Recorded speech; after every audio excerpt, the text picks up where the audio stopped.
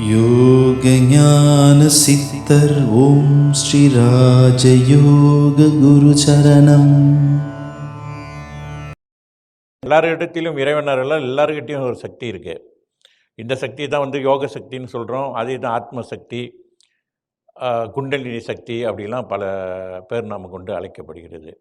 அப்போ அந்த சக்தி உங்கள்கிட்ட உணர்த்தணும், அந்த சக்தி எழுப்பணும். உடலில் இறைவன் அருளால் மானிடராக பிறந்த அனைவருக்குமே இதுக்கு ஜாதி மத பேதம் எதுவுமே கிடையாது. யாராக இருந்தாலும் இந்த ராஜயோக பயிற்சியை, இந்த யோக சக்தியை உணர்ந்து பயன்படுத்தினால் எல்லாருக்குமே எல்லா வகையிலுமே எல்லா நிலையிலுமே நன்மைகள் அடைய முடியும்.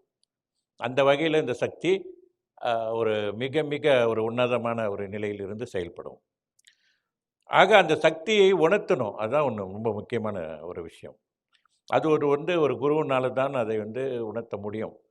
ஆக இந்த யோக சக்தி அப்படின்னு சொல்கிறது, இந்த குண்டலினி சக்தி அப்படின்னு சொல்லும் பொழுது இது ஒரு குருவை சார்ந்து இந்த சக்தி இருக்குது. இப்போ மனித தேகத்தில் எல்லாருக்கும் ஒரு சக்தி இருக்குது அப்படின்னு சொல்கிறோம்.